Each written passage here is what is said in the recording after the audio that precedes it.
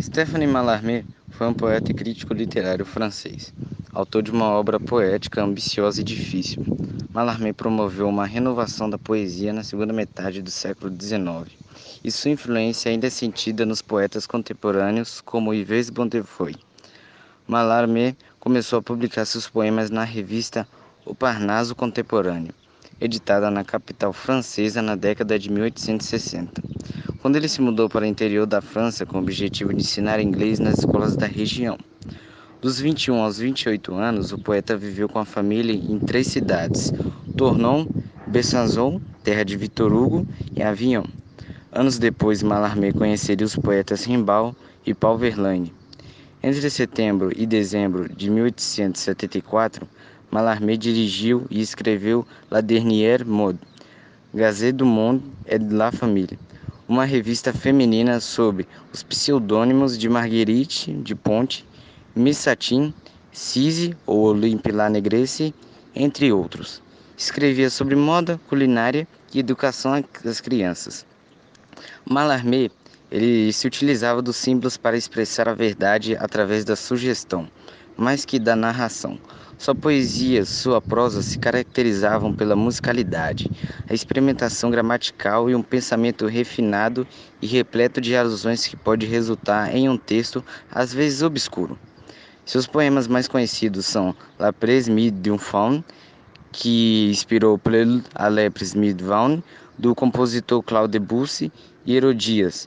Outras obras importantes de Mallarmé são a Antologia, Verso e Prosa, de 1893, e o volume de ensaios em prosa e divulgações. Mallarmé destacou-se por uma literatura que se mostra ao mesmo tempo lúcida e obscura. É por isso considerado um poeta difícil e hermético. Nas famosas tertúlias literárias, em sua casa em Paris, Rue de Rome, reunia-se a elite intelectual da sua época para sessões de leitura e conversas sobre arte e literatura. Entre os convidados, André Gide e Oscar Wilde. Seus comentários críticos sobre literatura, arte e música estimularam enormemente os escritores simbolistas franceses, assim como aos artistas e compositores da escola impressionista que, ao final do século XIX, desenvolveram uma arte espontânea em oposição ao formalismo da composição. O Jogo de Dados, de 1897, é um longo poema de versos livres e tipografia revolucionária que constitui a declaração trágica da impossibilidade de atingir o estabelecido no livro. Também escreveu penetrantes artigos sobre a moda feminina de seu tempo. Mallarmé desempenhou um papel fundamental na evolução da literatura no século XX, especialmente nas tendências futuristas e dadaístas. Está entre os precursores da poesia concreta, ao lado de Guillaume Apollinaire, de 1880 a 1918, e do escritor americano Ezra Pound, de 1885 a 1972. A sua morte foi em 1898 em Paris, sem ter chegado a concluir a grande obra de sua vida. A grande obra, com letra maiúscula, é um projeto que ele revela em Cartas a Amigos. Mallarmé pretendia atribuir ao poeta a missão de escrever a obra que, por ser explicação ao ficar da terra, submeter ao domínio do espírito humano, o acaso, símbolo da imperfeição desse espírito.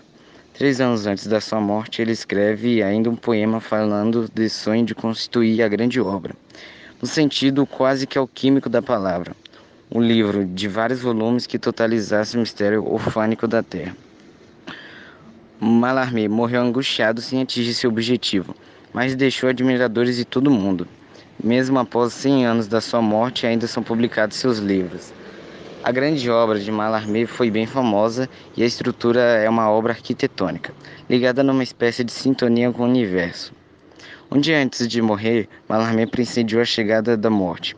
Pediu à mulher, Marie, e sua filha Genevieve, que queimasse boa parte dos seus escritos, como fizeram Franz Kafka e o poeta Virgílio. Ele morreu asfixiado no dia seguinte. Agora o poema Angústia. Não vim domar teu corpo esta noite, ó cadela, que encerras os pecados de um povo, ó cavalo. Emite teus cabelos torpes a triste procela, no incurável fastio em meu beijo a vazar. Busca em teu leito a sonos atrozes em devaneios, pairando sobre ignotas telas do remorso, em que posso gozar pós negros enleios. Tu que acima do nada sabes mais que os mortos. Pois o vício arroê minha nata nobreza, tal como a ti marcou minha esterilidade. Mas enquanto teu seio e de pedra a cidade. De um coração que crime algum fere como presas. Pálido fujo nulo envolto em teu sudário, com medo de morrer, pois durmo solitário.